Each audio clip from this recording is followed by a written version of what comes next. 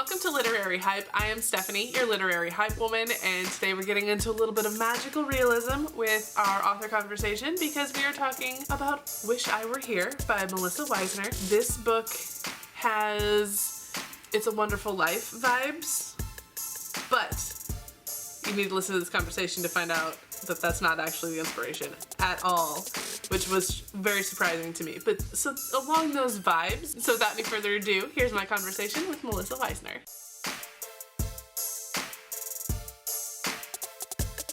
Well, welcome to Literary Hype. Very exciting to have you on to talk about your brand new book, Wish I Were Here. So for anyone who hasn't seen this book on social media or in their bookstores by the time this airs, what is this book about? Yeah, so this is a book about Catherine, who is sort of a very type A, organized, orderly mathematician who goes to her brand new job as a professor at her local university and unfortunately discovers that her identity has mysteriously disappeared. So she goes in for like her HR training and they say, we have no record of you. We tried to run your background checks. The Social Security Office has no record of you. None of your paperwork went through. And Catherine, who's of course quite orderly and organized, is like, of course I submitted everything. So she has to kind of go figure out what happened, like what her identity has disappeared. She basically doesn't exist. And in order to figure out what happened, she has to enlist the help of her doorman, who is kind of a very opposites attract person. He is very, he's a free spirit. He is not quite so organized. He kind of makes his own rules.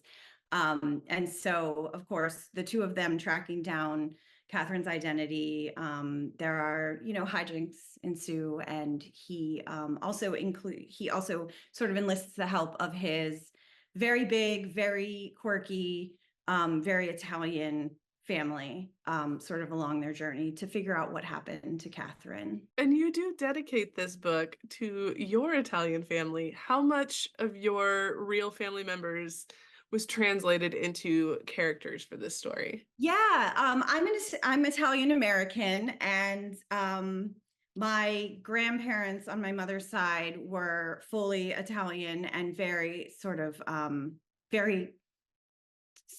culturally Italian. I dedicated the book to my grandmother, who lived to be 100 and who grew up in a very Italian community in New York City. She was fabulous for all of her 100 years. And actually, Luca's mother is very inspired by my grandmother in this book. My grandmother, we actually say this in my house a lot. Like, we'll go around being like, you'd be so handsome if you'd just get your hair out of your face. Because that was like a line that my grandmother would always say. She'd always be like, get your hair out of your face. So in the book, of course, Luca's mother has to say that to him. And then the character of Sal is quite inspired by my grandfather, who was very like sort of soft-spoken, counterpoint to my grandmother, who was definitely like the Italian woman in charge in their relationship. Yeah, so that part is quite inspired by my family. There are no questionable mafia men in my family, as there are in the book that I know of. But so that part was sort of a fun addition, but there are a lot of little pieces of characters from my life that made it into the book. What was the initial spark that got you started with creating this story? Yeah, so this book was actually like very loosely inspired by a true story. I read an article several years ago about a woman in France who, slightly different situation, but through a series of paperwork mishaps, and I don't exactly know what happened, but she was declared to be dead. And so her whatever the French version of your like social security number was shut down. She had no access to her bank accounts. Like by all government purposes, she was deceased. And it was actually kind of a very sad story. Like, she spent many years trying to like get her life back and prove she was alive, even though she's like in court being like, here I am, and so when I read that, I thought, well, this is a really sad story, but what if it weren't a sad story? Like, how could I, romance and rom-coms are all about like the happily ever after. What if this was a happy story where somebody, sort of lost everything and had the opportunity to, start again, figure out who they are, who they want to be, find family and friendship and community and love. So that's kind of what inspired the book. Was that I don't actually know what happened to that woman in France. It's been a while since I sort of checked in on her. So I probably should and see, hopefully she got her identity back at this point. This book feels very It's a Wonderful Life, but like a more practical reason that you would not exist in our society. So it's like a little bit of magic feeling. So what was it like for you to kind of twist this classic in a totally different way? That's interesting. I had not thought about it being a twist on that at all. I'm actually not even really that familiar with that story. I haven't seen that movie. So yeah, but I mean, in terms of just sort of like the magic twist, it's a lot of fun to like add a little magical element. My last book, The Second Chance Year, was also sort of had a magical twist. And I love the idea of magic because I think we spend a lot of time, well, not, I don't know if we all do. Maybe I spend a lot of time, kind of with those thinking about like, what if you could go back and redo your past, or what if you could, just sort of make a wish and something could change. And so it's fun to explore that from the beginning to the end through a whole story. It's a Wonderful Life, he's like, I don't want to exist anymore, and then he's just like walking around and no one knows who he is. And so he's like running into his wife and she has no idea who he is. And so it felt very similar at the beginning. And so I was expecting it to go more that direction, but it was so based in a practical problem that someone could find themselves in a weird situation. But it was very fun to see a different twist, and knowing that you didn't know makes it even more interesting to me. Yeah, well, I know what my next like holiday movie is going to be. And it's ridiculous that I haven't seen that because it is such a classic, but I honestly haven't. I mean, it's fine. It's not my favorite. I get Okay. forced into watching it all the time, and I'm like, I really don't like this movie. So one of the things I really loved about Catherine is how she knows herself and she knows how to take care of herself because she's had to take care of her dad for so long. And that kind of goes with a topic that people are talking about online a lot, of the parentification of the oldest daughter. For her, she is the only daughter. So talk a little bit about how taking on that responsibilities really shaped this character. She was a fun, interesting character for me to create. Because I think a lot of times if you have kind of a chaotic childhood, or you have like a free-spirited parent or something, you could go one of two ways, which is like you become like them and sort of have that free spirit yourself, or you could kind of go the other way and really want things to be quite ordered and controlled and organized. And I relate to that more. Like I'm very much sort of an organized type A kind of person. Like, for the sort of anxiety girlies who, a lot of that people like that can really relate to Catherine. And I definitely can for that reason. And so that's how I imagine that I would react to having sort of like, never knowing where you're going to be living, or, having your dad, in Catherine's case, like pick her up from school and be like, we're going on an adventure. And it sounds really fun if that happens once, but if that's your whole life, I can imagine how you would want to create your life to be quite ordered and opposite of that.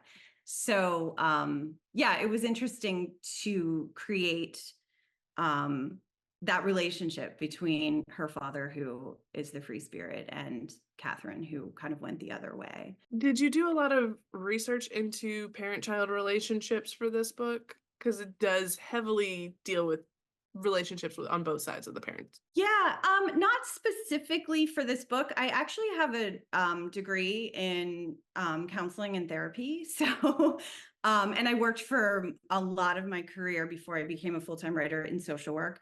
And so sort of naturally those are situations that I think about when I'm writing anything. I'm heavily influenced by my experience in therapy and social work and those kind of things. So yeah, I mean, that's kind of where a lot of that comes from. Catherine is a mathematician, and you talk a little bit about like her research and stuff.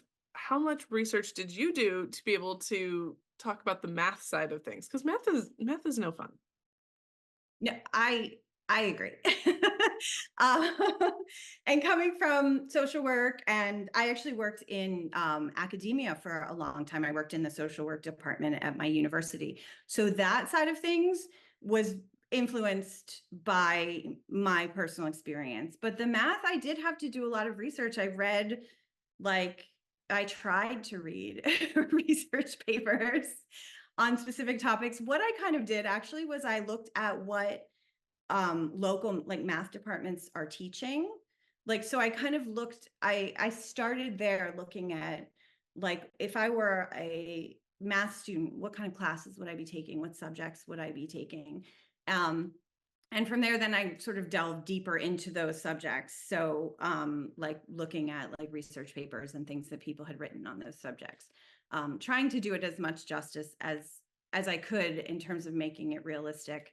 And so, yeah, hopefully it came across that way. I mean, I wouldn't know left or right what it was. I'm just like math words, skipping. Right. So your social work background then plays a little bit into another thing I wanted to talk about, which was the themes in this book about like how dangerous loneliness can be to a person. So talk a little bit about why you wanted to focus on this message of we need more people. So I actually worked in social work. I had a couple of like areas where I focused on. One was substance abuse and addiction, which comes out in a lot of other books, not this one in particular. But it was another one was actually gerontology. So part of what I did was train social workers who wanted to work with older adults. And so I did, that was a huge focus for me. So I love that's another thing I really love, is to put older adults into my books. And that was really something that we spent a lot of time working on with our social work students, was this idea of isolation and loneliness. And those facts are in the book that I mentioned, those facts are true, that it can be, being lonely can be as bad for your health as something like smoking, as, heart disease. And so having a community and having people around you who support you, not just sort of physically like checking in on you in case you fell, but actually like being there for you, having somebody to talk to, having somebody to get you out of your apartment and take a walk or play bingo or whatever it is that you would do, is one of the best things that you can do for your health at any age, really. I mean, we see that with after COVID, like so many people became isolated and it was really bad for people's health. But especially as people get older and they start losing their community, like their spouse might have died, or, their friends aren't around. They're not as mobile, they can't drive. And so it's really important to kind of keep that in mind for people like your grandparents or your family, but also be thinking about that for yourself. Like, how are you going to keep that community around you? Which that plays into the found family trope, which is extremely popular and beloved. What is it about that trope that speaks to so many people? I love the found family trope. It's another trope that shows up in so many of my books. Personally, for me, I'm so lucky that I have had so many experiences of found family in my life that have been really sort of formative.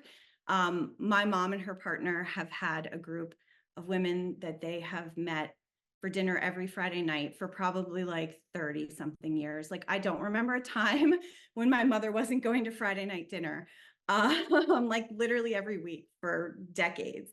And so I grew up with this sort of like group of godmothers who literally show up, like my son was in the NICU and they showed up with like to drive me because I had had a C-section and couldn't drive. And they, showed up with like gift cards for food. And so for me, like found family, those are just my mom's like friends who became her family, who then embraced me as their family.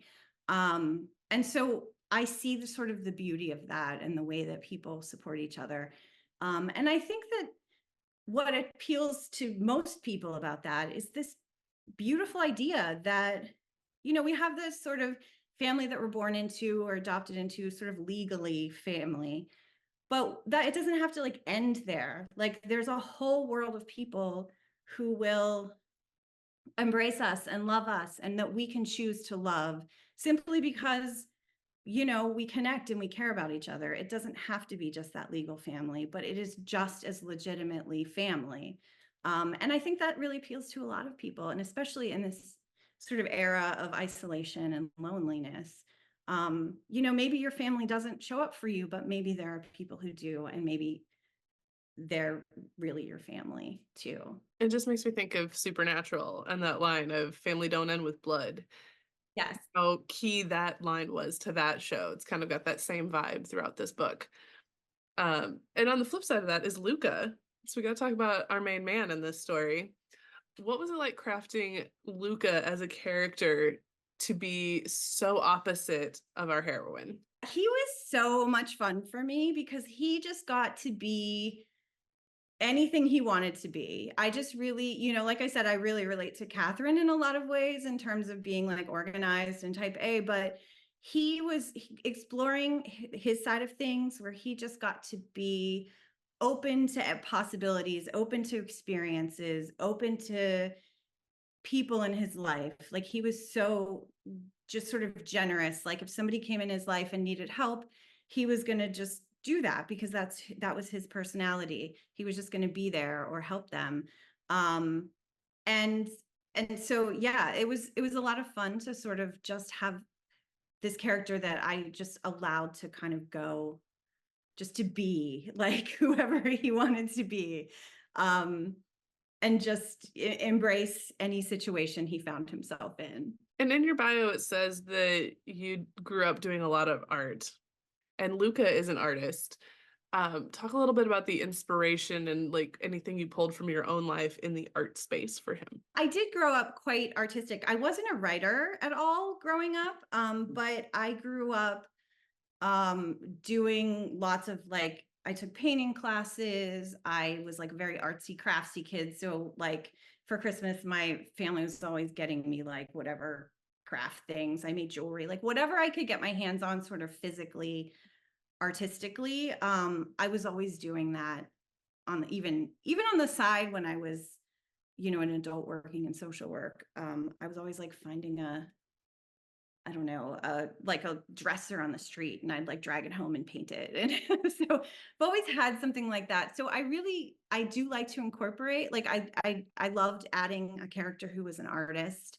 I have a couple of books actually with characters who are artists, and I just think it's something that I really relate to and understand. And yeah, it's something that sort of is personal for me. What made you make the switch from social work into writing? Yeah, that's a good question. Like I said, I never saw myself as a writer. I was quite creative in other ways, but I had never even written a short story before I wrote my first novel. If you'd asked me like 10 or 12 years ago, I would have been like, there's no way. I don't even know how to do that. But I was working in social work, and I was working in a methadone clinic. So part of my background is in substance use disorders and addiction. And so I was doing a research project at a methadone clinic and meeting a lot of people who were basically there for treatment, and just talking to them and hearing about their lives, and was just really interested in sort of like their backstories and how they got there, and had this very small spark of an idea for a novel or for like a story. And that kind of ended up turning into my first novel that I wrote. And it was partly because I was working in social work. I was a newish mom. And I wasn't doing a lot of creative things that I had done sort of previously my whole life. And writing was something I could do after my family went to bed at night. My husband goes to bed kind of early. And at the time, my kids were little, so they'd be in bed by like 7 or 8. And I would have this whole, I'm a night owl, so I would have this whole evening and just sort of started writing this little seed of an idea. And the thing that always sort of shocks me is that I kept doing it, like that I didn't just write a page or two and then like abandon it.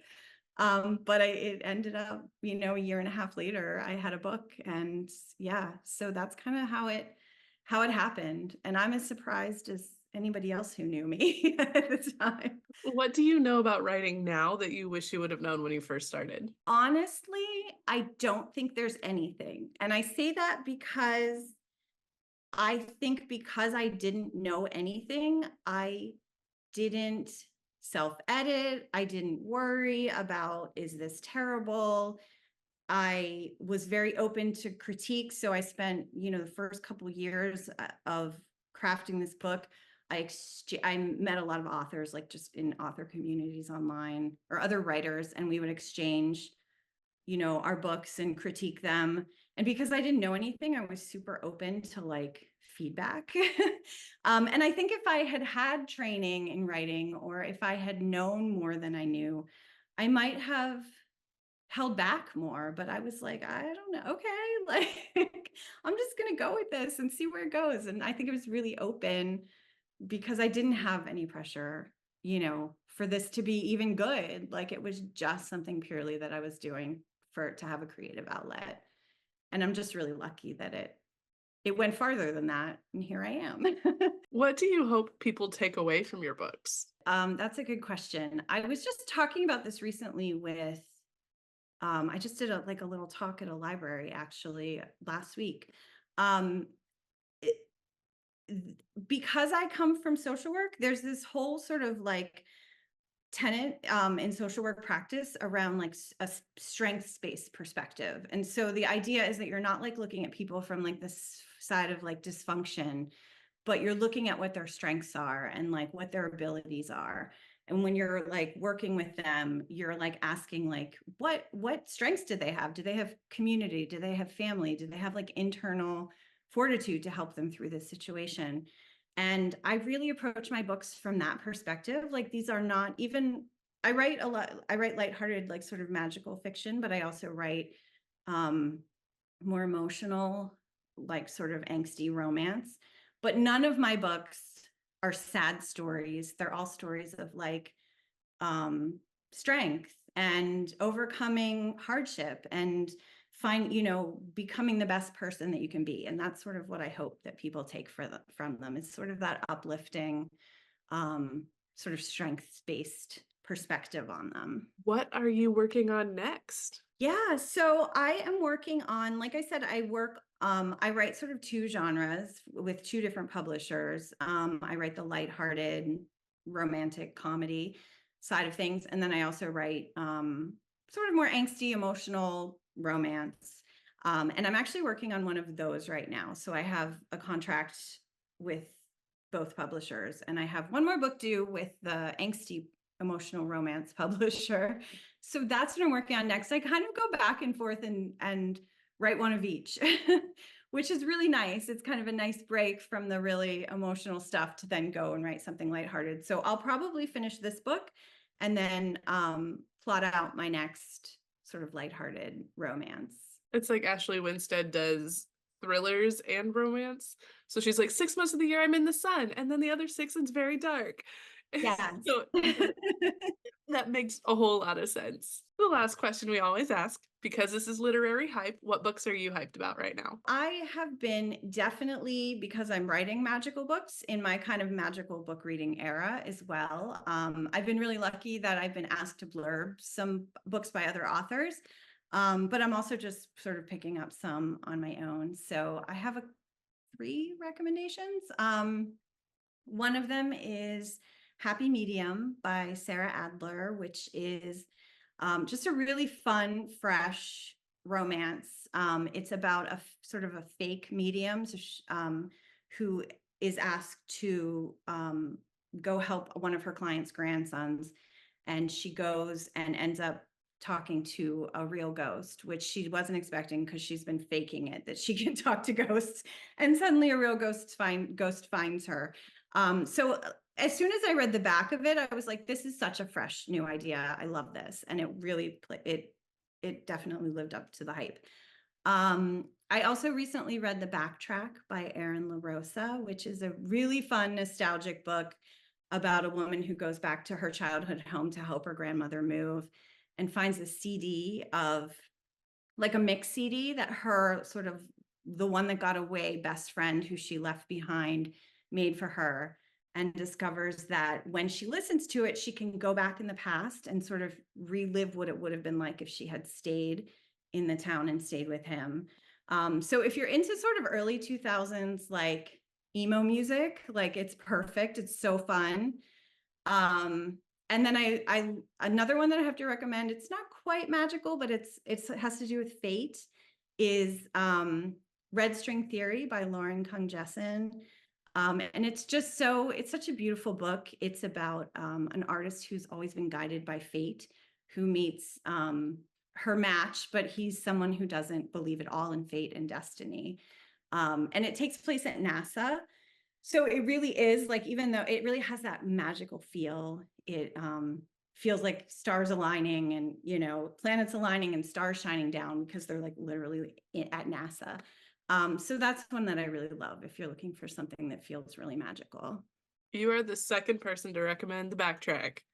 And Oh, Lauren Jessen is great. So I'll have to listen to your recommendation. yes, definitely. Well, thank you so much for taking time to talk to Literary Hype about your new book, Wish I Were Here. Thank you so much for having me. Thanks so much to Melissa for getting up early to talk to me about her book, Wish I Were Here. If you want to get a hold of this one or her previous books, the links to do so are down in the description below. And while you're that side of the video, don't forget to hit the like button, subscribe to the Literary Hype channel if you have not done so already, and click that little bell so you get notifications when I post a new video. Thanks so much for watching. I'll see you next time.